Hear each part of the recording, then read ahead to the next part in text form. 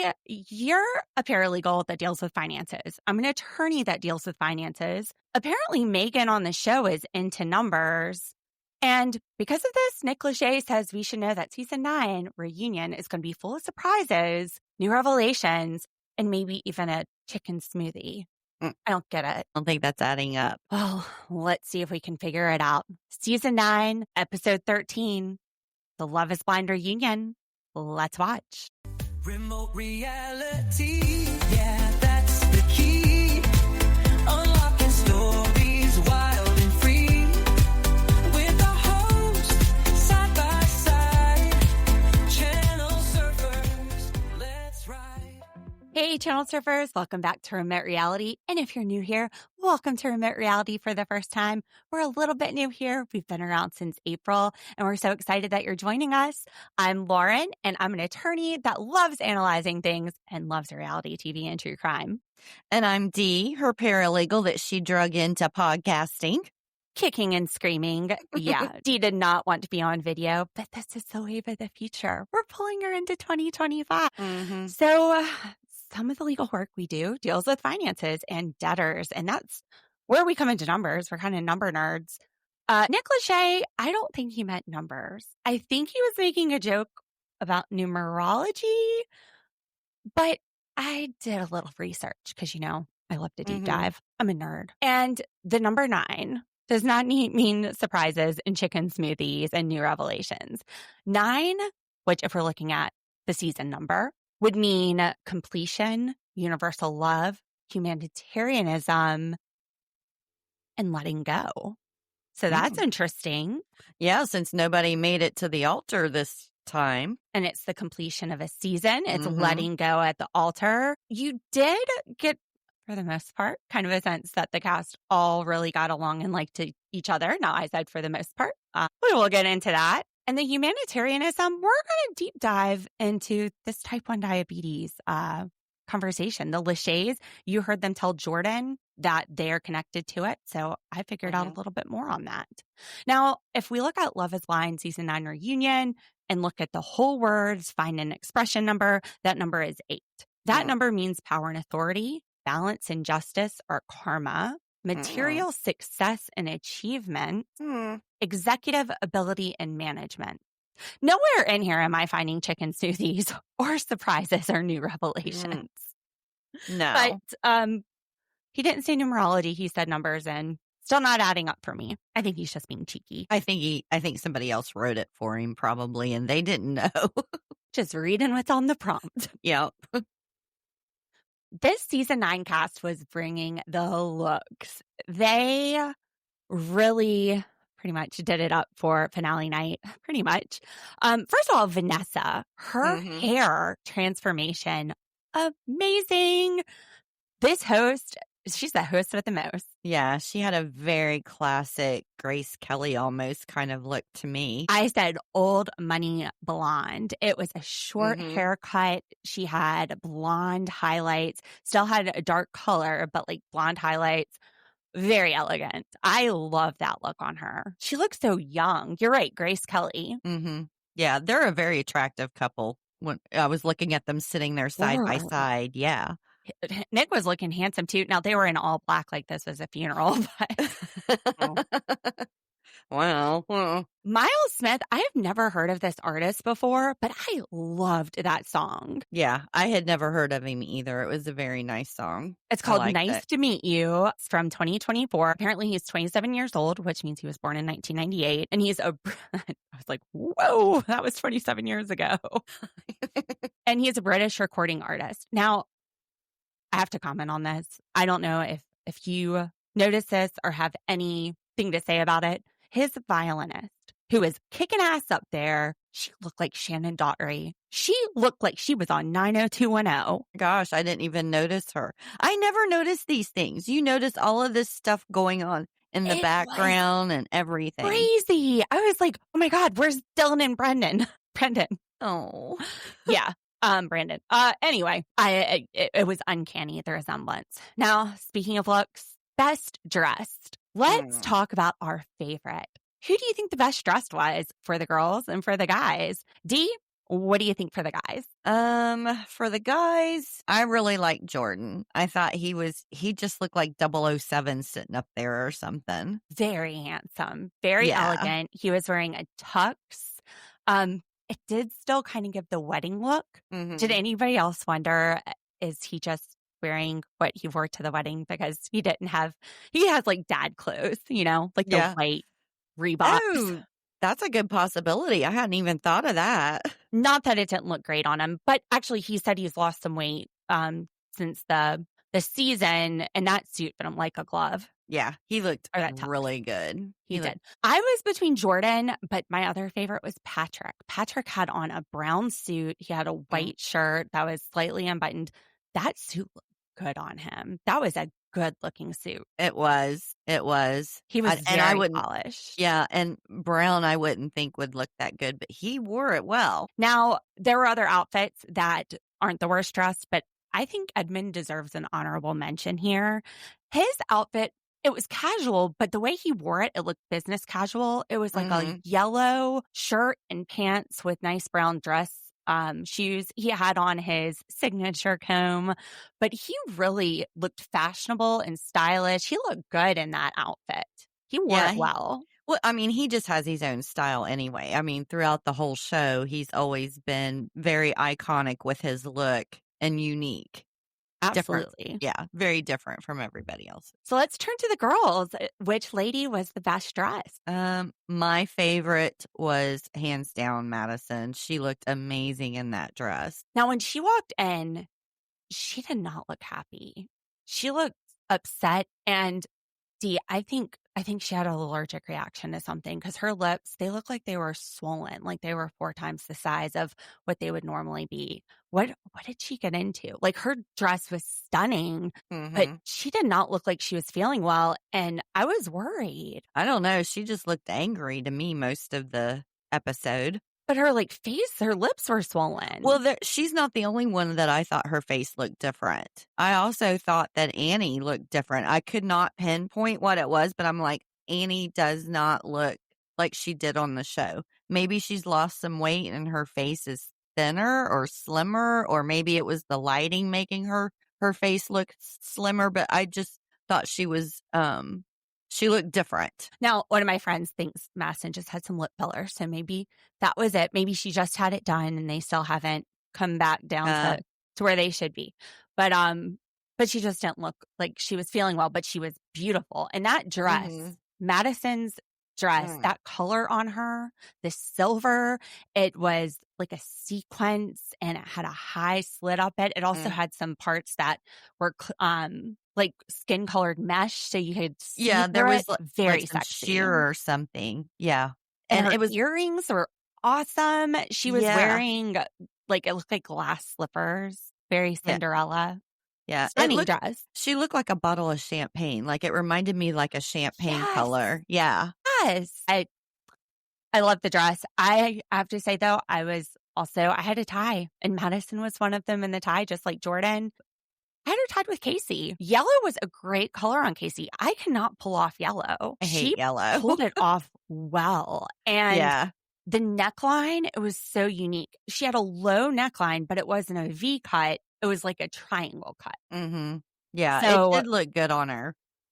Yeah, I really liked that outfit. So I was tossed up for those two. Channel surfers, what do you think? Who are your best dressed? And for best dressed, although she's not one of the top, she's definitely not one of the bottom. Another honorable mention goes to Megan. That color green with the gold sparkles looked amazing on her. She looked like this tan goddess. It just really brought out her complexion. She had on a chunky gold necklace, which actually looked a lot like the one that that Allie was wearing. They had a very similar bracelet on, not necklace. And she had this ruching down the center of her dress. It fit her like a glove. Megan looked amazing. Yeah. It was really honestly hard to pick a best dressed, and it was like a glam squad or something. They all looked so good. And it was hard to pick a worst dress. We'll start with the guys again. Anton. Anton was my pick for worst dress because it looked like he was taking a nap on the couch and he just rolled over in his button-down short sleeve black shirt with his gray slacks and rolled on over to the reunion. Yeah. I think I'm going to have to agree with you there. Not that he didn't look good. He's a handsome man. Right. My other worst dressed was Joe. Now, Joe can wear a mustache. That man, great mustache. Yeah. There was something that did not look put together. He was wearing a gray suit and a blue shirt and brown cowboy boots, which was pretty similar. Nick had gray suit, light blue shirt, and brown dress shoes. Nick looked put together, though. Something about Joe didn't look put together. Maybe it was the scruffy around his beard. A lot of people can't do a mustache, though. He did the mustache. Great smile. The outfit, though, I don't know if it was the material or what it was. I don't know. I know how you feel about mustaches. So for you to say he looked good with a mustache is saying a lot because you don't like them. Though. Yeah, he did. He did. Looked great with a mustache. All right. So for the girls, that was hard. The girls were bringing it. I went with Annie. And the main part of it had to do with the color choice. She was wearing black, all black. It was a silk dress. It had a high slit, had a cross neckline, and there was a cutout that showed some of her cleavage. The fit was great, but the color was so dark, and she has blonde hair, and I don't know. I thought, if you're going to go dark, maybe like a deep purple would have looked nice, or maybe like a red or an orange color. The black was overpowering for her features. I think I'm actually going to agree with you on that one too, because honestly, it doesn't even stick out in my mind. Like I can't remember what she was even wearing. So if it's not sticking out, it didn't draw my attention whatsoever. Now, Kate also looked gorgeous, and I really liked her dress and the color of it, but it had these lace details on it, which kind of gave it like a grandmotherly vibe, even though it definitely was not a dress that grandma would wear. I mean, grandma's boobs would be sinking out of the holes on the bottom because down to the knees. She looked awesome in it. The lace detail, though, I mean, it was just so hard. You had to be so nitpicky to pick out a worse dress here. I agree. Because they were killing it. So yeah, Channel Surfers, what do you think? This one was a hard one. Like I said, season 9 brought it to pick out even a best dressed or a worst dressed. I had to be super nitpicky because they all looked stunning. Stunning. What a it was beautiful nothing like Hunt for Love. I mean, we had definite winners and losers in that one. Definitely. Yeah, these people, they have great taste, or they hired a stylist. I feel like some of them might have hired PR. But not Megan or Jordan. They are the epitome of dealing with a breakup with grace, which I can't say I've ever done like that. I usually just block, ignore. They're still communicating, still getting along, still showing so much respect for each other. Megan gives us a huge update on her life. And before she does, Nick and Vanessa are saying, Megan said she's not sure if she ever wants to be a mom. Before she even says anything, Jordan goes, she would make a great mom. Yeah. Just super supportive. We talked about this. We didn't think that not being ready to be a stepmom in 6 weeks when you haven't met the kid has anything to do with what it would be like to be a mother. We didn't have any judgment there. And she's a mom. She has a 2.5-month-old Brooks, and a few months after filming wrapped in April. This was in July. She started dating a man named Paul. We see Paul in the audience. He is handsome. Yes. He is good looking. He has the amount of hair that you like. You know what? Bald wasn't my type until I met my husband. Yeah. And now I'm just like, he's got a great face. He's got a pretty, he's a handsome bald. We're talking like Mr. Clean. He was a very attractive man. He was. And that Mr. baby. Clean. Oh my gosh. That baby. Cute. So cute, little Brooksy. Oh my goodness gracious. Their family pictures they showed, they are beautiful. And she kept this a secret. Yes. Like that's all hard through to this do. season. Yeah, that is hard to do. I felt like I knew every aspect of people's lives because they were going on Instagram and talking about it. I mean, there wasn't much of a spoiler at all for this reunion for me. I probably know things that they didn't even talk about, but wow. Yeah. Yeah. That takes some strategy. And Nick Lachey said, you better watch out, Paul. Paul seemed to be a really good sport, just laughing along. But this has given Megan more respect for Jordan. Yeah. I was going to say, I thought, Nick had a point. She's in the wrong profession. She should be like a spy or something like that, where she can, covert operations. In the days of social media, to keep that under wraps. Now, not completely under wraps. Jordan did know before the reunion because some troll on Instagram reached out and told him, this has to be somebody that knew Megan. Yeah. Because he said they were trying to stir things up.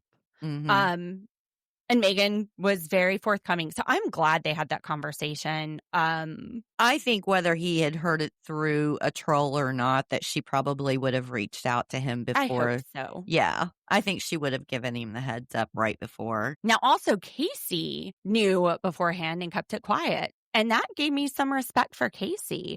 If she just wanted attention and 15 minutes of fame, could have gotten it right there. But that's a good friend. Yeah. But she was the only one that knew. Megan says that things didn't work out. Pretty much what we heard on the show, different lifestyles, and it was fast. And she's fallen for potential before.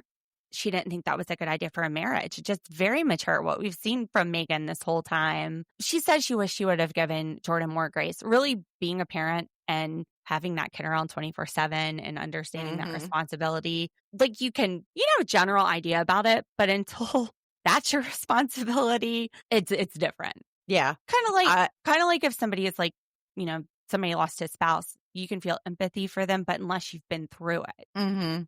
I think that I lost my train of thought, what I was going to say. I hate when I do reach that. Into your bra and pull it out, just like KB did. Yeah. Here.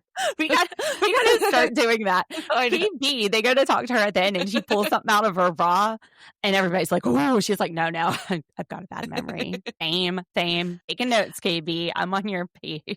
Yeah. What I was getting ready to say is I think having her own child probably has given her a new respect for Jordan and the position that he was in throughout the show. And she said it hurt when Jordan mentioned that he regretted Megan meeting Luca, but he clarified. He takes accountability. It wasn't about you, Megan. Megan, you're an amazing person. This was my decision to go on this show. This was my decision to put Luca in this situation. And I regretted my choices to put him in that situation, but not you and not thinking that you're a bad person. That's not what he meant. Yeah. Huge. I mean, so genuine. That accountability. Great. Right. And they're awesome. And thoughtful. She needed to hear that. She did. Yeah. And just, I don't know. I can't say enough about these two. The guys in the cast all seem to be getting along. Jordan is even friends with Mike and was hanging out with him after the show. I was surprised that they had a friendship. I was not surprised, though, that Mike told Jordan that he went on a couple of dates or a date with Megan. No, I think that's one of the things me and you had actually speculated about at the end of last episode. We were talking about different scenarios, and that was one of them. And Megan said, even though they felt this connection in the pods, it didn't translate into real life. Which we even hear some of the other couples talk about this during their reunion, like Allie and Anton toward the end. But Jordan, it's fine. No skin off his back. They're free agents at that point. Handles it great. Now, I mean, just everything. He even handles great when Nick Lachey asks him about Mike's type 1 diabetes comment and how it was misrepresented and inaccurate, what he said in the pods. Vanessa says that she and Nick, that means a lot to them because of their family. So I looked into it. Nick's sister-in-law, Leah Lachey, she has type 1 diabetes, and Nick has a foundation, the Nick Lachey Foundation, which helps bring awareness on type 1 diabetes. So that's their connection to it. We talked a lot about this because I'm type 1 diabetic, and I went off. I was type 1 diabetic for 31 years as of the 26th of this month. And we talked a lot about this. Jordan clears things up. He has only been dealing with this for a few years with his son. So there was still some things that weren't completely true, like type 1 diabetes. It's not genetic like some things. There are factors that make you more likely to get it if you have certain genetic factors. They even say that early introduction of cow's milk or cereal can lead to it. But it is autoimmune. Having viruses, that can lead to it. And instead of attacking the virus, the immune system starts attacking the beta cells that make insulin. The way that I've had my type 1 diabetes described, so there's different kinds, but there's some that aren't genetic. And this is how my doctors say it, because I'm like the only one in my family with it. It's like if you got in a car accident and you lost an arm. You're not. Oh, wow. Down. Yeah. But that's not every type 1 diabetic. It just like every type 2 diabetic doesn't have to do with eating too much sugar, age, race, genetics. There are a lot of different factors. It's when your body doesn't produce enough insulin for what you're eating. And it could be sugar. It could be that you don't have enough insulin for your body type. What did you think of how Mike and Jordan squashed this situation? Again, I thought it was awesome because Mike said that he made a big donation to a foundation or a charity. Life for a Child. Yeah, which is for the diabetes. Yeah, I looked into that. He said Mike took accountability, committed himself to learning the difference, and he forgave Mike almost instantly. Now, oh my gosh, yesterday before I watched this episode, I'm in a type 1 diabetes group on Reddit, and there was a post about somebody who had just lost her niece last week, who was 8 years old, to DKA, ketoacidosis. Basically, she went into this, wasn't diagnosed soon enough. Her parents didn't know, and she ended up dying on her 8th birthday. And I've been diabetic a long time. I've never heard of anybody dying from DKA. I know it's very dangerous. I was fortunate. My grandfather had asked my mom years before I was diagnosed whether she should get my brother checked out because he used to just down sodas really fast, like drinking a lot. And my grandpa told her it could be diabetes. So when I started drinking a lot and losing weight when I was 10 years old, my mom had that in the back of her head. So I never had to be admitted to a hospital. We went to the pediatrician, and then we drove that day 3 hours down to University of Florida, and I was seen there. They gave me insulin. They showed me how to shoot up and sent me home with insulin and a glucometer. And I mean, it was just went in, saw the doctor at the hospital, and left, the endocrinologist. So, yeah, I'd been reading that post before I saw this. And Life for a Child, they not only provide essential supplies like insulin needles, glucometers. It's not cheap being diabetic. It's you don't have a choice whether or not to have insurance. And if something bad happens and you don't have it, that's your life is at risk. I've sent insulin to people that are in those situations before. We definitely have a community where type 1 diabetics, we try to stick together. All that sugar makes it stick anyway. But also to bring awareness to type 1 diabetes so that children don't die from it, to let people know what the signs are and to recognize those signs. So if somebody is drinking a lot, they're urinating a lot, they might have a sweet smell on their breath, losing weight, tired, but I mean like extreme thirst, just go to the doctor. They gave me a pee test and saw I had ketones, and then they took my blood sugar. As somebody whose mom fortunately saw the signs in advance, I'm just so grateful that I didn't end up in the hospital with this ever. I've never been hospitalized for diabetes. So very, very fortunate. So know the signs. All right, I'm going to get back off my soapbox, but Mike, way to go. Yeah. There's That was so many. I was going to say that was above and beyond. I mean, most people could have just done the apology and that would have been it, but he actually took it a step further and wanted to contribute, you know. And having this discussion helps Mhm. educate people. I've heard that misconception so many times. People will still sit there and say, should you be eating that? And I'm like, I've been diabetic for 31 years. I know Yeah. what I'm doing. Well, I think a lot more people are familiar with people that have type 2 instead of type 1.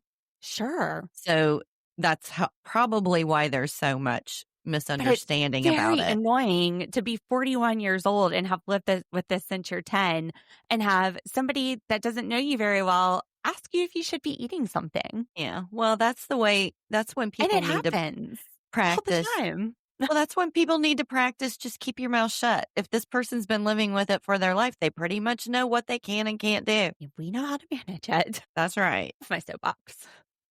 Now, let's welcome to the landing strip. Oh my Kacie, gosh. Kate, and our favorite baby seal, Patrick. Dee didn't remember. She was like, I don't get it. What do you mean, welcome to the landing strip?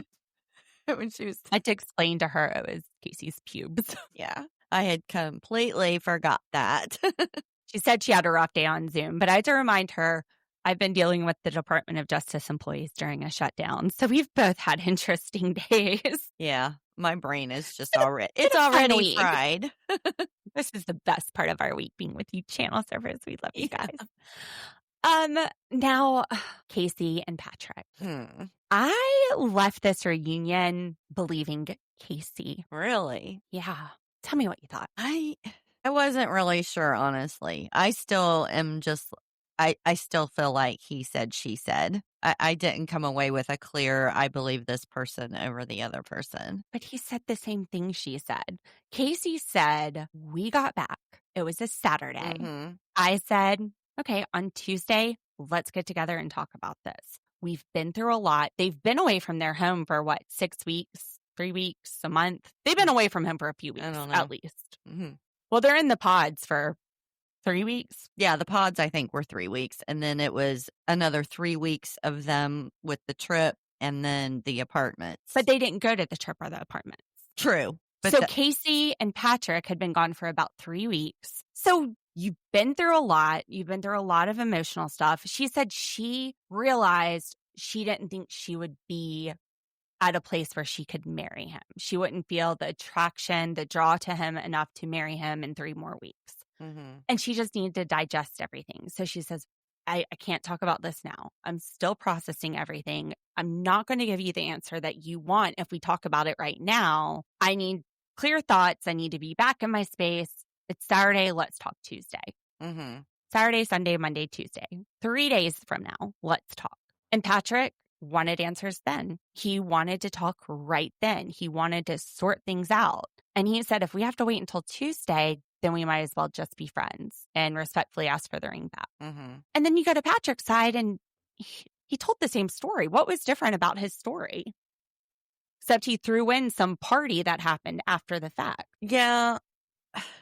I don't know. I just kind of felt like, because she was talking about really a lot of the hate that she was getting on social media and stuff. Mm-hmm. And he was saying, that he didn't want that for her. And I just felt like instead of Patrick disagreeing with what she was saying, he didn't want to make that situation any worse for her.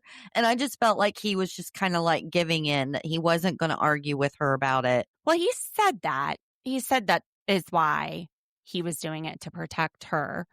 And he said she could keep the ring, but she actually brought it back and gave it to him. Mm-hmm. But I think this is where Patrick, I didn't quite believe him. I think it's his sense of humor. When he's telling his side of the story and how Kacie didn't really talk to him during this party, which is what was different that he brought up, he left out the part where he said, "What's up, ex-wifey?" He said, but I thought that was funny. And then she was talking about how people were sending her death threats on TikTok and how she seemed hurt that he had a stronger connection with Anna and she felt like she was second. And apparently Patrick responded to her being second with sending her a DM that she was the side chick. And he goes, that was a joke. Oh, yeah, that's not cool. And he said that was an emotional reaction. he wanted validation right then and there. He wasn't ready, even though he said he was ready. He wasn't ready to pump the brakes on this. He couldn't even give her 3 days. And then he starts telling stories to make her look bad, but leaving out the part where he's saying, come here, ex-wifey, and sending her these messages that he's then deleting. It's just, there was more to the story, and she was left to call it out. He was trying to protect her, but he was leaving out some pretty important parts as far as his accountability. When he made reference to saying that he was joking, she said it was a little too soon. And it was too soon to be making those kind of jokes. And that's a fast process for her to say, I don't know that I'll be attracted to him enough to marry him. Attraction can grow, but I mean, none of these people were ready to marry each other 3 weeks later. She saved them that heartbreak. She brought the ring back. And the reason she said she kept it is because when they were at the hotel, he said, no, you keep it. And the big thing is, he didn't even pay for it. Production paid for it. So what the hell is he going to do with it? Why does he get it back? I don't know. He said that he told her, though, that she could keep it at that point because he thought they were going to continue to date each other. You can keep a ring that I didn't pay for, and she intended to date him, but he's the one that ended it because she went and talked to him the Saturday that they got back. She wanted to decompress and wait until Tuesday, and he wouldn't wait, so he dumped her. Right. Well, I mean, I think Allie mentioned that production paid for it, but when Nick made a reference to it, he almost said it like jokingly, like that's not what happens. When someone says, "Oh yeah, sure," kind of production gives them $5,000 for a ring. Okay, something I knew before coming into this because I've seen this stuff. I've seen the TikTok. So production gives the guys $5,000 budget to go for to the ring. Okay.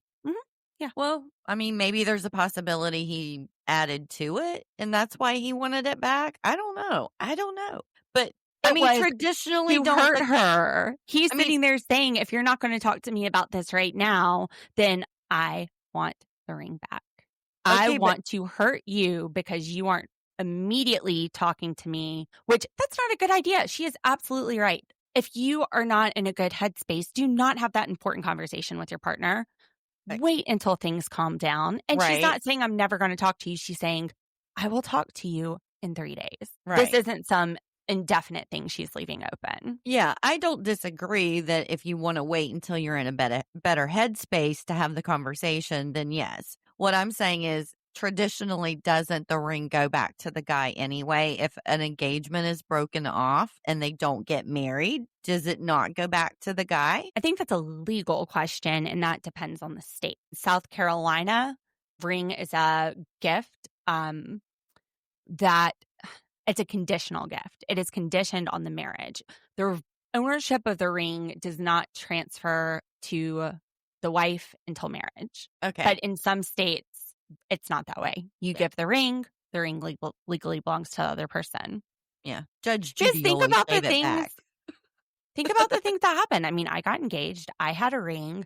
I just moved my business when he cheated on me with his kid's babysitter. I had moved my law practice that I had in business for years and years 3 hours away. Like, I was losing income because I was restarting. I gave up a lot and took the financial hit for it and gave the ring back.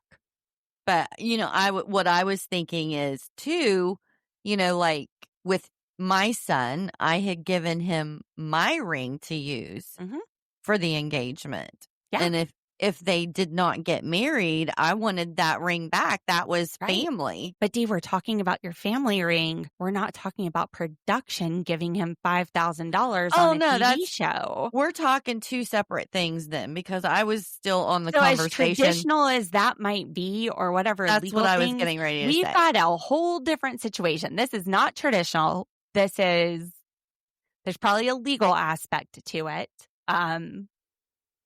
Which I don't know what it is for Colorado.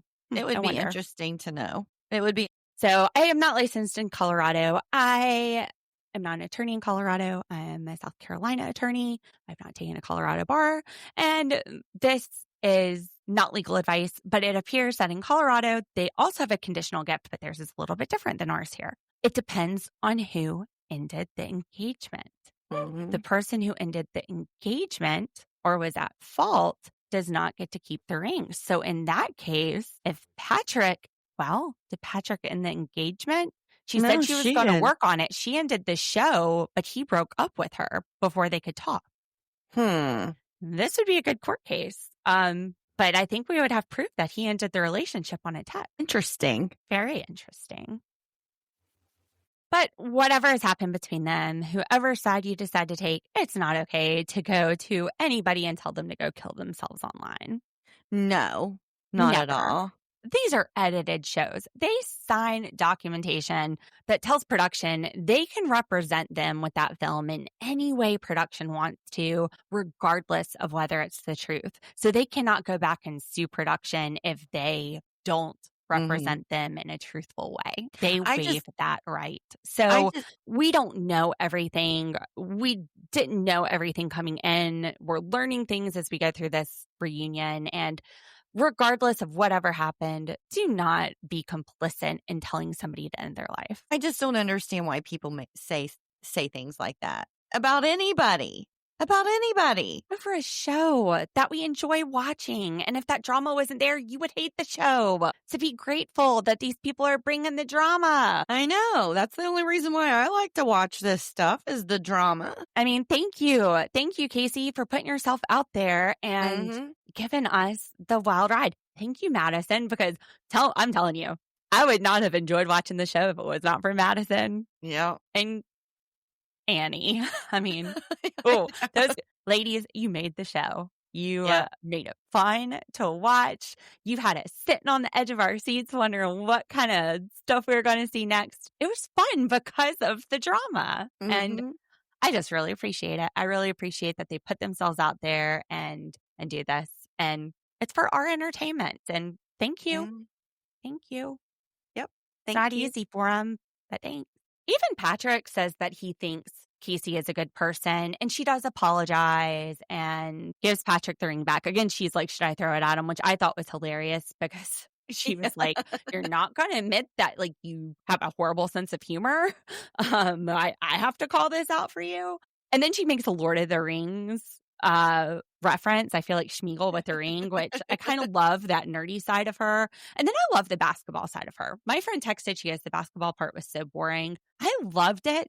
I love playing basketball, first of all. I found myself cheering for Kacie. Like I wanted Kacie to beat Patrick at basketball. I just wanted to see who won. And there was a pro basketball player, CP3, who was there, and he's a big fan of the show. I thought it was so cool. After they finished, he looked at the cast. He was like, I'm such big fans of all of yours, which just has to be so exciting for them. I would be excited. The only time I've ever been starstruck was meeting a sports player, Alshon Jeffrey. Anyway, that's a whole nother story. But I didn't even know what to say. I was like, only time. So CP3 has his idea, whoever wins this basketball match gets to keep the ring. And you hear the audience is cheering for Kacie. And I think the reason that this is important is because they do this basketball thing before they ask her about Joe. So you've got people cheering for her, kind of taking her side. You see her and Patrick hug at the end. You even see more of their connection there. Patrick played basketball. Kacie obviously kills at basketball because she beat Patrick's ass. So you see where they would have a connection. They enjoy the same thing. I don't think it was his idea to play for the ring. It didn't. No. Yeah, it was not something he wanted to do. No. And Kacie even said, Patrick said, I'll give it back to you when we get to Denver, which gave me ick vibes also. It was almost like, if you want this, you have to go out with me. Oh, see, I was thinking it was just him trying to have a way of not giving the ring back right then and get out of giving it back. You with this ring? Well, I don't know. Maybe he's going to save it for the real one. Who knows? The one that he really marries. It's a $5,000 ring, okay? Yeah, but he's not getting $5,000 back from it. No, but I'm saying if he goes and pawns it, you are not going to. Anyway, We know No. because we deal with the value of rings. If it was me, I would just take the stone and reset it into the new engagement ring for my future fiance. Well, I'm glad that you aren't giving anybody a stone. That's what I'm saying. If I was him, that's what I would be thinking. It's a $5,000 ring. So he's going to recycle. He's just going to recycle. Okay. Well, we will give him a point for environmentalism.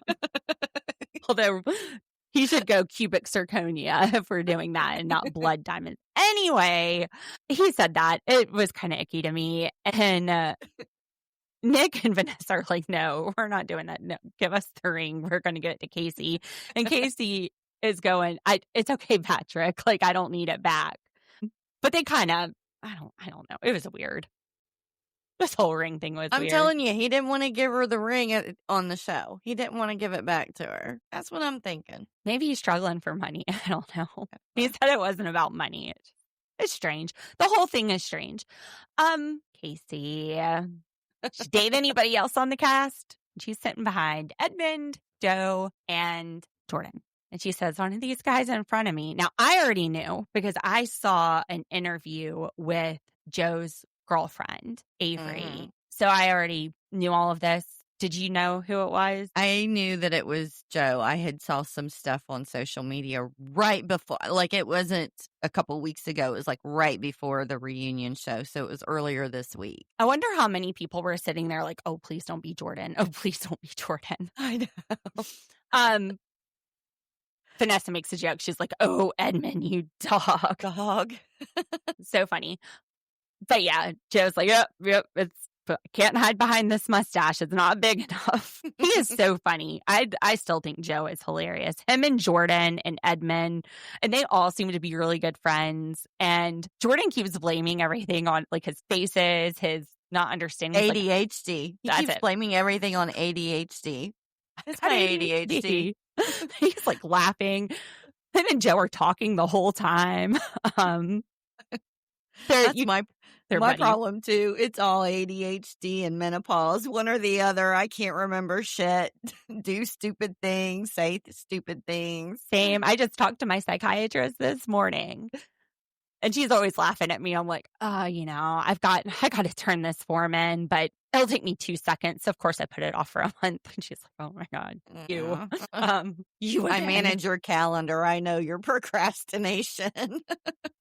That's how you're my boss. He tells me when I have to do stuff. I'm like look, I've moved this for 2 weeks. You've got to do It's only going to take you an hour to knock these 10 things out. Why are you putting it off? I'm like, it's only take an hour. Anyway, Kacie and Joe, about a month, 2 months after filming, they started going on dates. And they went on dates maybe for like a month and a half. They weren't dating. Avery said that Avery agrees. So Joe's girlfriend in this interview said that things didn't overlap. But like Joe explains, it was on again, off again. She wasn't even sure she wanted to date Joe. So I think it was on again, off again with both. There wasn't overlapping though. But it's like as things were finally ending with Kacie, they started up with Avery. Like more stable. So her story matches theirs. Not how Madison sees any of this. Of course not.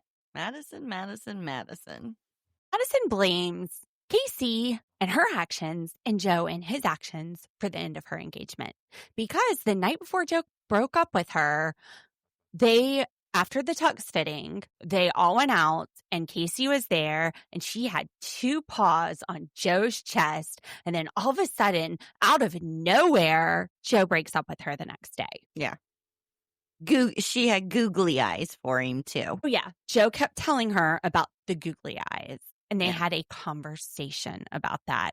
Now, how do you think that discussion went when the night after the tux fitting, they got home and Joe was telling Madison that Kacie gave him googly eyes? How do you think that discussion went with Joe and Madison? Like all the other discussions with Madison goes, an explosion. she probably went nuclear. But it also explained why when we were watching it and they were doing the breakup, she kept saying that it was about last night. What do you mean? She was saying, is it because you met other women or so? She didn't point fingers at who specifically, but she had mentioned him meeting someone the night before. Singles. Yes.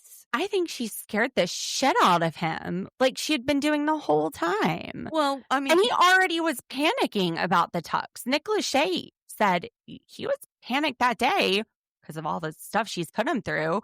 And then she goes into, well, why didn't I know you were freaking out the tux? Why didn't you let me in on that? Is she doubting it happened? It is on camera. What's the point of asking? He's not letting her know because he can't have a conversation with her without her going nuclear. He just shuts down every time he has had to tried to have a conversation with her, an honest conversation about his feelings. She blows the hell up. And even later, she goes, I can't get a sentence out of Joe. Duh. That's when he tries to talk. You blow up. This is why he didn't tell you about the tux, too. You're like, why didn't you tell me? He said, I just wanted to have a good night with my friends. If you're listening to Madison, she said she had friends that were about to be flying in town, or Annie had friends that were about to fly in town for the dress fitting. So she was letting them know, don't fly. So I'm sure these people were from out of town. Joe doesn't want to ruin his night fighting with you again. And he's telling you, Madison, Kacie gave me googly eyes so that he's not hiding anything from you, so that he was aware of what was happening. He's like, this probably not appropriate or whatever. Like, he's not hiding it from her. I'm just sitting there thinking, okay, we know why you're not getting full sentences out of him, Madison. We watched the show. Have you not watched it? Are you still not, are your eyes not open now? Have you taken the rose-colored glasses off and seen yourself for the way that you really are in this show? What is she on that makes her lack this kind of self-awareness? Because I want to try some of that. Me too. Serve me up a couple of them. Kacie, she's like, no, this did not happen when you were with Joe. I saw him after the breakup out with the guys. He was devastated. Then we find out that after the breakup, Joe and Madison went out to dinner, which I'd heard about this, and they were making out and he was crying. And he says, yeah, I was crying because I still had feelings for you. It was a complex situation. And that's still not enough for her. I mean, we've seen this whole show that Joe is one of the few that it takes him a while to process everything each step of the way, from meeting her to, the trip to the apartments. He's been very open about that it takes him a little while to acclimate to each one of these changes. So, and I'm not usually somebody who says guys are one way, girls are the other. That's like completely opposite of me. But one thing I have noticed that with a lot of breakups, guys tend to feel the hurt later. Like girls feel it all on the front end, and then down the road you see the guy being sad longer. And that's what this breakup with Joe reminded me of. He's like, at first I couldn't process it, but like that night it hit me. Madison, then she goes into this whole, you shouldn't body shame me, not in this day of age, which, first of all, he didn't say anything about her weight. He didn't say anything about her size. They were talking for 5 minutes about their types. And he said, not that I date skinny women. I usually date petite women, which to me, skinny and petite are two totally different things. Petite is height. Sizes mean you're short. Yes. My mom's family is petite. My grandma, short. My aunt, short. My cousin, short. D, you're petite. You're short.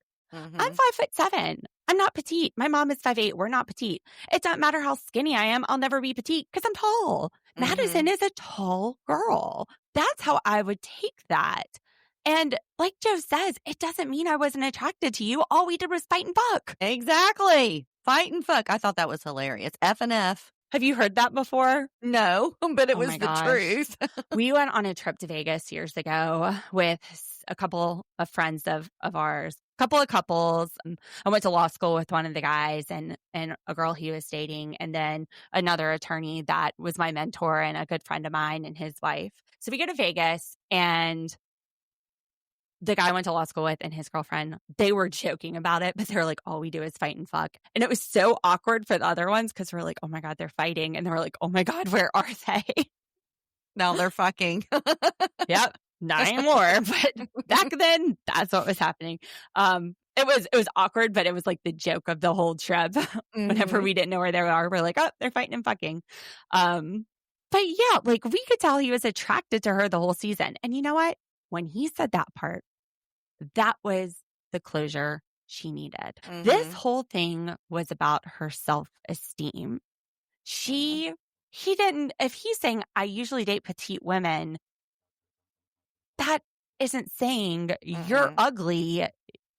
I'm not attracted to you. You guys are talking, you might have been saying, oh, yeah, I usually date ripped, muscular guys. Well, that's not Joe. Well, I mean, for all I usually I know, date taller guys. Maybe not Joe. well, that's the reason. That's what I was just getting ready to say. He may, I don't know what his height is, but maybe he's a shorter guy. So he prefers girls that are shorter than him. I could see Madison being like, I date guys with bigger dicks. I'm surprised she didn't say that. She might have. I don't know. But I don't know anything about Joe. She just had a very angry air to her through this whole reunion. And she's probably getting a lot of hate online. Again, do not hate these people. I don't hate Madison. I love her for this drama. Yeah, she brought it. This would have been a boring show without her and Annie. She is, I mean, the Academy Award goes to Madison. And it's edited. Yeah. Oh, well, no. I mean, Edmond brought some drama for us too. The only other thing, Kate is friends with Joe's new girlfriend, which Avery talks about that on the podcast. And she says she knows Madison too, and they're acquaintances. Like, they don't have any beef with each other. So, but Madison, I lost some credibility for her when she twisted the Eskimo sister comment. Yeah. And was acting really pissed off when to Kacie's face, she was saying, I'm glad we talked about this. And then she's saying, oh, I thought ew when I found out you were dating him. And she goes, yeah. Like, she's trying to make levity of it. We're Eskimo sisters. And yeah, that's her fiance or her ex-fiance. But they would have been broken up for a few months at this point. I mean, I guess it still would be hard to be over that, but this person isn't also coming to you with some fairy tale. Apparently, Kacie's coming to her at this party talking about how much Joe hurt her. Yeah. Which, to me, that would make you think, man, we really both dodged a bullet here. It should have been a bonding experience, which is the way I think Kacie took it until Madison was acting like she was on the reunion. And I think the only explanation for Madison acting that way is that she really blamed Kacie for ending her relationship. She does not take accountability and her part in it. To her, Kacie's the reason that she's not engaged. Yeah, well, that's the reason why I said I can't believe maybe she hasn't watched the season. I don't know, but honestly, you would think if she watched herself, she would understand exactly why she's not engaged. Why does she have to watch herself? She was there. She know what happened. Well, apparently she's not looking at it that way. And maybe it's it. Maybe there's a lot of stuff that Joe did off scene. But even at that, when Kacie is saying that she and Joe didn't work out and she was hurt, she's saying it's because she had feelings for Joe that didn't seem to be reciprocated. Right. It wasn't that Joe was a terrible dude. Right.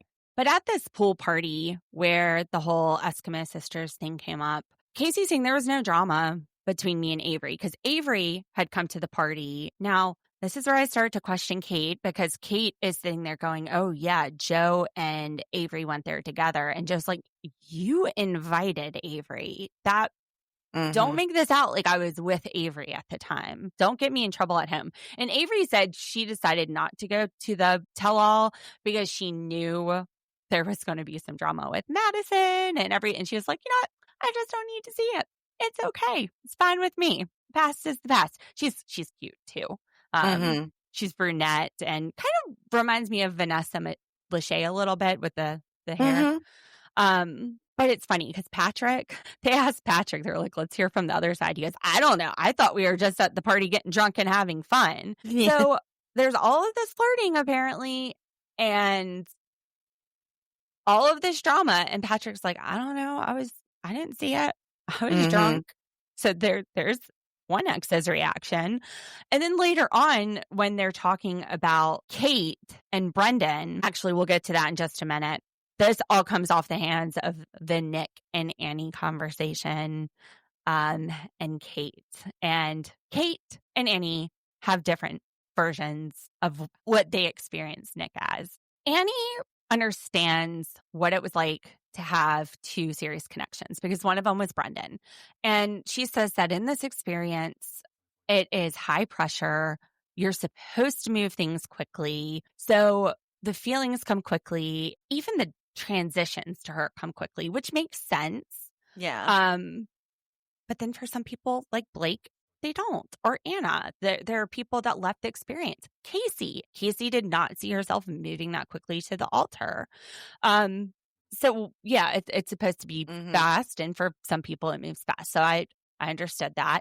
Kate was attacking that fast movement of Nick. So that was part of what she was going after. But she was saying she just felt like she was being love bombed, and he was telling the same thing to both women, things like, 10 feet underground. And she felt like it was manipulating and it was insincere, which, to be fair, she told him that in the pods. She didn't fall for it. Mhm. So whatever she thinks Nick was trying to do, it wasn't working on her. So later on, when Kate says, I can see why women don't trust men, I'm like, well, why would this affect your trust? You didn't fall for it. Supposedly, she didn't fall for it. Maybe she was just trying to act like she didn't fall for it and playing a game, or something like that in the pods. Now, she's not wrong. I was thinking the whole time, this man sounds like ChatGPT. Mhm. And not even like he went to ChatGPT and then edited it later. Oh, look, it sounds like he's reading straight from the chat bot. Didn't even try to change it. Annie felt, though, that Nick was more genuine, whereas Kate felt like Nick was a performer. We had that feeling about Nick performing. Mhm. We discussed that for sure. And I think we even mentioned where is he getting some of these lines from, because they were horrendous. Like, they're lines. I don't know how they're even falling for him in the first place. I felt like Annie was looking pissed at Kate the whole time. Yeah, I think that there was a little bit of maybe some animosity between the two of them. I mean, everything was very Short with Annie. Yeah. Now, Nick and his ChatGPT world, I mean, this is one of the people that probably went and hired PR. He is taking accountability for everything. Annie's letting him off the hook, and he's like, you can throw me under the bus. I did it. I love bombed you. I suck. I've learned. I don't know. I feel like his accountability's coming from ChatGPT too. Right. It didn't feel genuine like Jordan's did. Yeah. Maybe he's just very intelligent and he has a very good vocabulary. No, because Really? it seems like cliche things stitched together. I don't know. Maybe he I should have don't hate taken Nick. I don't. maybe he should have taken some time to write some stuff down and pull it out of his bra. That would have been such a good idea. Yes. We all need to take a page from KB's book. Yeah. Queen KB. At least I'm going to start stuffing stuff in my bra, so I remember. At least if he had been genuine, by taking the time, even if he couldn't remember it, he could have just pulled it out of there and just, You know, I have to say, though, do you ever stuff things in your bra to store it? Are you kidding me? Like, have you forgotten I'm itty bitty titty committee? Okay. Like, that is not a habit that's even in my realm of existence. My friend Liz does this. I have lost money in my bra. Like, I take off my bra and, like, money falls out. There's a 50. Here we go. There it was. Liz used to lose, like, she's like, where's my lighter? No shit. Where's my pack? Like, so it'd be in her bra. So that would be the danger. Like, I'd forget something, but I would totally just lose it. My brother's like, oh gosh. And it's like stuck to the bottom, falling out when I go to shower. I can see Liz now. She's pulling, the Well, VHS so tape from whenever she looks for 1987. something, she always taps her boobs first. Liz is like, where is it? She like taps her boobs. I love it. I do it too sometimes because I store my insulin pump in my bra. Where is it? Anyway, Annie Kate. Here's the Cheeto I lost in 1998. Girl, I've showered since 1998. It's a joke. Like maybe since 2005. You might. So Annie and Kate, they have the same taste in guys. They both like Brendan. They both liked Nick. Annie, maybe she's mad that Kate went on a date with Brendan. I don't know. I think that Annie is mad because Kate, was it Kate that was his first choice? Or was that Patrick and Kacie? You're right. Yeah. You're right. Yeah. That's how the edit made it look. Yeah. Yeah. That Kate was actually his first choice, and then he went to Annie. Now, Kate, again, I think she lost a little credibility with me here because the way she twisted, the way production twisted, but production made it seem like Nick was saying that Kate and Annie were both his number one. And Nick goes, yeah, but that was day one in the pods when I said you're both at the top. So, and she knew that. So for her to like take that same twist as production, that was kind of ick. Yeah. Just to make Nick look bad. Yeah, she had some butthurt feelings. She was. And Nick, he's like, look, I don't know how to date two different women. I don't think he knows how to date one woman. Bless his heart. He's just struggling to get by, Annie. He didn't know the rules here. He blurted it out. He said he hated himself as soon as he said it, which was like, well, that's some intense feelings. I hate myself that I told this person I love them. And Kate's like, I still don't know if this is genuine or ChatGPT. We're with you, Kate. We're with you, Kate. We don't know either. I don't even know if Nick knows. He's just trying to figure things out. It's okay. We all get confused with love. Annie, even in a moment of indecision, we see her trying to pull Nick back in at the end of the season. Like, no, you can't leave me, which now she acknowledges that I should have let him go. But I was just thinking, we haven't had enough time to sort through this. Just give it a little more time, which I get that. I thought it was very quick for Nick to cut her out. Like, he gave her one warning, and then the next time she did something he didn't like, she's out the door. I think that maybe that behavior from her might have been a trigger for him from something because, you know, he was very specific in saying it the first time that he did not want, you know, so maybe past relationships or something. That's a great point. Yeah. I bet you're right. Yeah, because I mean, look, if you've been in a relationship, let's just say hypothetically for 2 or 3 years with somebody that acts like that, and then you get out of a relationship with them and you meet somebody else that says the exact same kind of things and acts the same way, it's going to trigger you. You're going to be like, whoa, I need to put the brakes on right now. I'm done. I'm gone. And you got to heal first to decide if that's trauma affecting you or not. And in the middle of this, Joe apologizes to Nick about his drunken outburst. And Nick was like, it's cool. As soon as I saw it, I texted him. I was like, dude, don't worry about it. No problem. No harm taken. You've got enough to worry about. No shit. Edit was like, man, mine's bad, but Joe's is real bad too. So the guys are all getting along. Yeah. Joe's roast was a highlight. It's one of the highlights of the season. And Nick offered to give him his hat. He was like, I'll give you my hat. It was a good hat, he said. Good hat. So Kacie apparently has ruined another relationship, according to Kate. Kate said she went out with Brendan once, and then the whole group got together at a party at Kacie's, and Brendan was just all over Kacie. Kacie was all over Brendan. Kacie's like, no, I wasn't. That never happened, she said. She said it never happened. It never happened. Knock that shit out right now. Kate is over there smirking, and she's like, Patrick was there. Patrick goes, don't pull me into this. I don't know what you're talking about. Do you think maybe Kate and Madison conspired to just throw Kacie under the bus as much as they could and maybe even make up some stuff to make her look worse? Or they're intimidated by her? And well, she's beautiful, but they are too. She's beautiful, but she's also very friendly. Mm-hmm. I could see her like talking to the guys about basketball or talking to them about Lord of the Rings and them like laughing about the Schmeagle, whatever with the ring, and Right. then being like, oh, she's flirting because she's being friendly. And Yeah. being friendly, it's a way of flirting. But if you're a friendly person, I mean, Yeah. geez, Not I'd everybody be- takes it. I'd be flirting like 99% of my life with everybody. Yeah. Well, Okay, maybe not 99%. There is the Nether Lauren from Minecraft that can commit. I just feel like they're kind of being a little catty with her. Yeah. Any opportunity that they get. It's the twisting part. It's the way that, you know, Mhm. we're seeing Kate twist a story around, even with Nick. When they misrepresent little things about the truth, it calls into question what the truth would be on the big things. It's like a trustee once said to one of my clients who showed up at a bankruptcy hearing and he had one of those yellow Lance Armstrong bracelets on.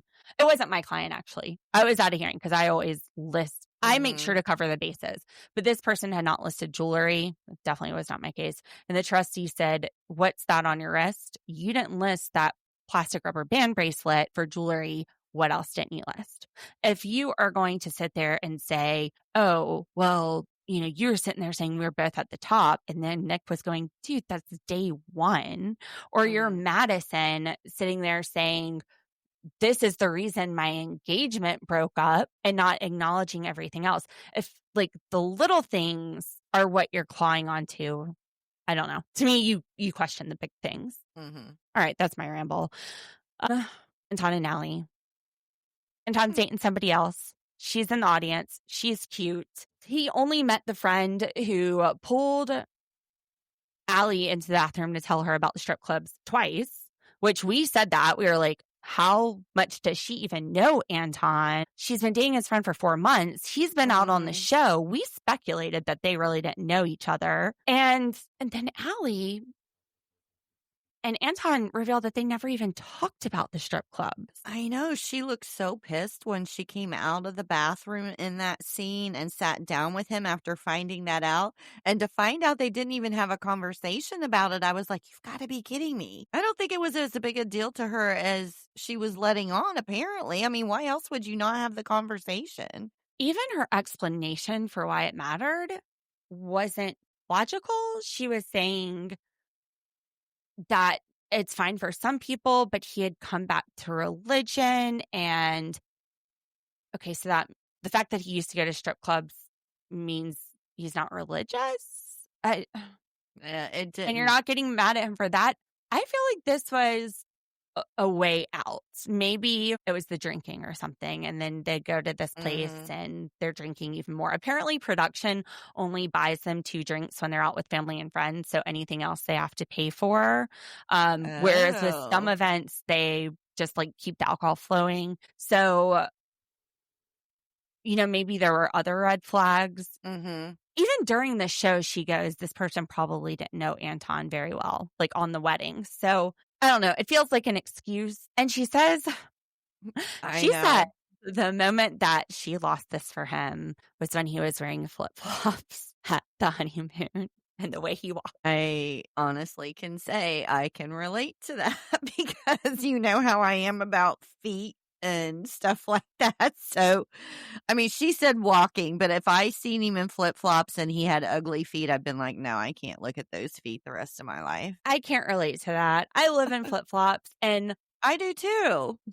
I love at the end how production trolled that. Did you notice that? They show Anton, and it wasn't flip-flops. These were Nike slides, black Nike slides. And they show him walking, and they show him sitting in the swing with Allie sitting across from him, just giving him this look. So they show the moments that she's saying she lost the connection in all these images and videos of Anton in his flip-flops. Good job, production. Good job. That's good. Yeah.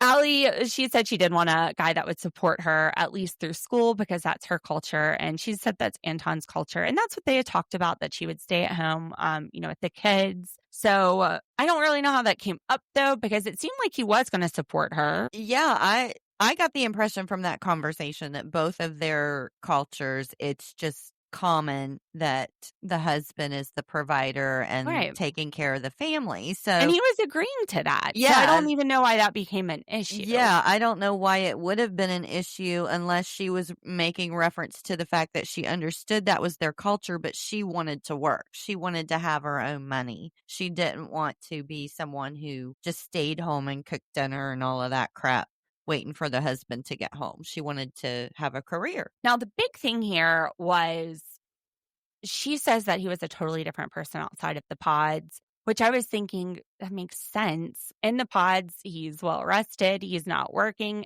Out of the pods, the guy's working a 14-hour night shift and he just wants to come home and veg out. That's real life.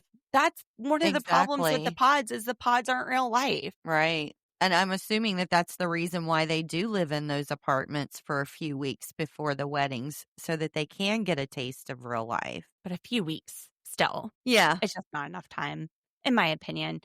Allie, when she's asked if she's dating anybody, she says, I appreciate your interest, but my personal life, I want to keep it personal right now. So she ain't talking. But let me tell you, her hair, I loved it. I loved did too. her hair black. It made her Yeah. features pop.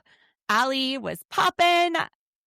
She looked great. She did. And I mean, she didn't really have a whole lot to say at the reunion. She didn't. And even the way that she said, I mean, it could have been taken so wrong or rude as if somebody else had said it. This girl just has a way of saying things like, even if she was being a bitch, I don't think you would know she was being a Right. bitch because she just sounds so nice with everything she says. And even her mannerisms when she was getting aggravated with him, you know, you couldn't tell she was actually mad. She's very composed. Yes, very. Like Jordan. Reminds me a lot of Jordan Yeah. and Megan. Mhm. Edmond and KB. What do you think about the crying? I'm going to say Crygate. So KB thinks he's manipulating her. Edmond says, no, this is just how I feel. What are your thoughts? I can see why it would seem manipulative, but at the same time, I also kind of have a feeling like that's just his emotional reaction to not getting things that he wants necessarily. Or to fear that somebody Avoid is going to leave him. Yeah, or Because she to says when he cries, he like gets on his knees and says, I love you, please. Yeah, Like he it's doesn't want her to leave. yeah, it's kind of like an overdramatic reaction to having to deal with it like in the moment. Like if you don't want to deal with something, I'm just going to cry kind of thing. And I think it's a trauma reaction to being a child and it's getting possible. torn away from his mom time and time again for But- foster care. You know, what it reminded me of is, you know, my son was ADHD when he was little. And I'm talking like toddler stages. And I've got one of those. yeah, and he would have these outbursts, like just throw something across the room or, you know, something like that. And he didn't even have to be mad. And the psychiatrist was explaining to me that it was just this buildup of emotion that would just overwhelm him. And that was his outlet. He could be happy. He could be sad. He didn't have to be mad. It was just an overwhelming amount of emotion, and that was his release. And that's what Edmond made me think But of. that's a child. And this is why. So I'm not a psychologist. I'm not a psychiatrist. I'm not trying to diagnose. But from what I understand, when you have trauma in the moment, where you're affected by it, you go back to that place that you were when you were traumatized. So like if you had trauma when you were a child, you might be speaking like a child. Like you might have this baby voice. If you had trauma when you're a child and the trauma was foster care is dragging you away from your parents again, and you're saying, please, mom, please don't leave me, and crying, when you feel like somebody's going to leave you, maybe you go back to that place in your childhood and get on your knees and beg. Yeah, that's a good possibility as well. Which is very sad to think about. Like, yeah, what he's been through. And Nick Lachey goes, look, I'm an emotional guy. I cry. How do you know this was manipulation? And that's the part. What is manipulated when she's telling him he's being obnoxious and he gets down and cries and says, please, I love you. what is he manipulating her Well, to do in that point? I was under the impression of listening to her that she was saying anytime she tried to have a serious conversation with him about an issue, this was the reaction she would get. Mhm. So even if she's kindly saying, you're being Which really she was. obnoxious, then this is the reaction. Like she can't have the actual conversation and get anywhere because it's always ending with the cries. And I think he's right too. Like she said, it could be right both ways. He is not trying to manipulate her. I don't think a lot of manipulators are trying to manipulate anyway, but this is just his reaction to somebody pulling away. Right. I agree. I don't think people go out in their life to manipulate. No. I don't think that's what he was doing. I think it was just his reaction to whatever trauma or his way of avoiding completing where the conversations were going because he was afraid of where the conversation was going to end. He was afraid that he'd get left. Yeah. That makes sense. KB also broke my heart when she said she thought she came off as angry in this season, like an angry Black woman in that stereotype. No, this whole season, we have praised KB for patience. Yes.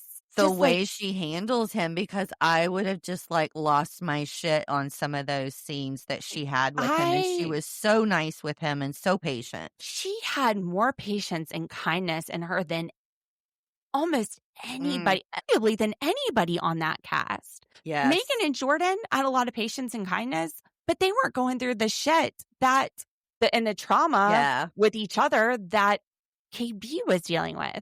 I did not if that was angry KB, this woman must be a fucking angel. I already thought that. I just wish she I can't even imagine. No, I just wish she could see herself through our eyes because she was I was so envious of how she handled that. And we just talked about how we could not handle the situation the way she was and how graceful she was and kind and loving.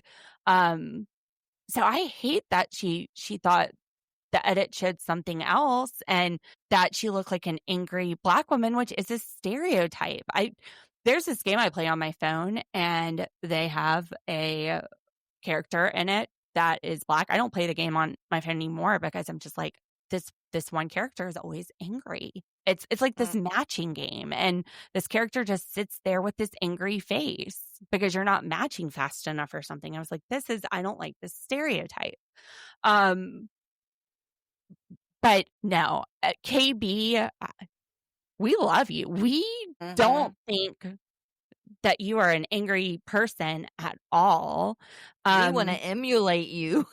Right. And seriously, that is a horrible stereotype. And I feel horrible that you feel like that was portrayed. I just thought they showed a beautiful human being in both her and Edmond. Yeah. I was shocked to hear that she felt like she looked like she was angry because I just did not see that at all. I mean, she is just beautiful inside and out. When she came out in that dress, I was like remembering just how beautiful I thought she looked all during the season. She's a gorgeous woman inside and out. And seeing her mom in the audience just made my heart flutter. I was so excited to see her mom. Not only that, I think that KB is probably, of all of the people on the show, the most genuine and able to articulate it in such a beautiful way. Because She's everybody else you intelligent. see, you see everybody else struggling to find words and things like that. And she just says it so genuinely and so beautifully. And I'm just like, wow. Yeah. And in a way, she's intelligent and speaks like she knows what she's talking about without sounding like ChatGPT. Nick. That's right. That's Nick, what I was trying to make. Ask KB, be like, KB, what do I say? I think it's amazing because I'm one of those people, the madder I get, the less I can articulate. I get down to where 2 words, fuck you, is all that comes out of my mouth because I am so mad I can't think of anything else to say. So I hugely admire her. And Edmond says he felt like he never heard the good things. Even if she said the good things, he might just hear the bad ones louder. because of what he's been through. But I thought Vanessa was kind of like a therapist here at the end. She's like, say something nice about each other. KB says, I'm so glad I went through this with you.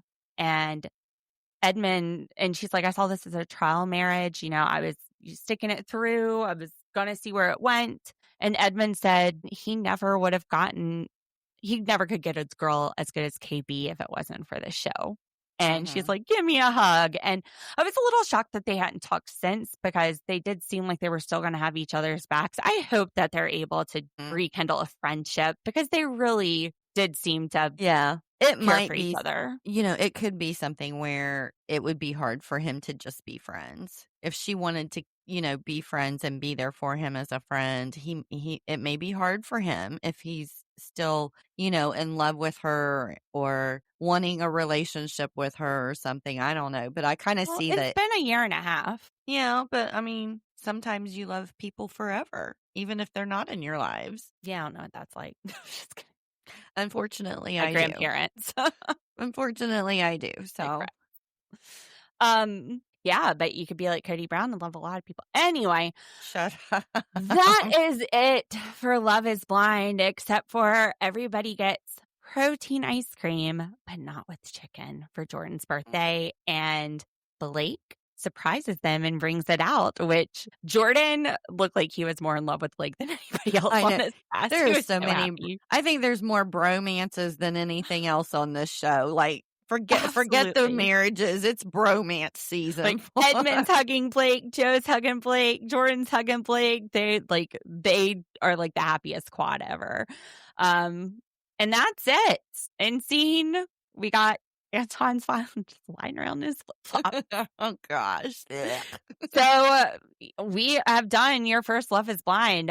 Are you a fan of the show now, Dee? Yes, I would probably watch it again. I have to say this was the nicest reunion I've ever seen, because I'm used to Real Housewives and their reunions. Yeah, so when I hear reunion, I'm always psyched that it's going to be like this, you know. Sometimes it is. Throwdown, You're right. and this was a pretty kind reunion. Yeah, it overall was very sedate. I was expecting a much more throwdown than what I got, but that's okay. It's just because I'm used to Real Housewives, like I said. Well, channel servers, thank you for listening to Love is Blind. We will see you on Sunday with Sister Wives and Tuesday with 90 Day the Other Way. And maybe next week we will drop some sort of surprise on you, since we are now done with 90 Day. But I mean, I just saw a Netflix documentary about a lady serial killer. Oh, interesting. It's called like Aline or something like that. I don't know. Oh, So I think I know who that is. Was it in Florida? I don't know. You know her? Is it Eileen Warris or something like that? I just saw the name and the lady looking crazy, killing people, and it sounds amazing. Channel surfers, we will be back on Monday. Y'all have a great weekend. Happy Halloween. I got to get out of here and get to my kids' Halloween festival, which starts in 7 minutes. So I'll be a little bit late, but you guys have a great weekend. We'll see you in November. Bye. Let's ride.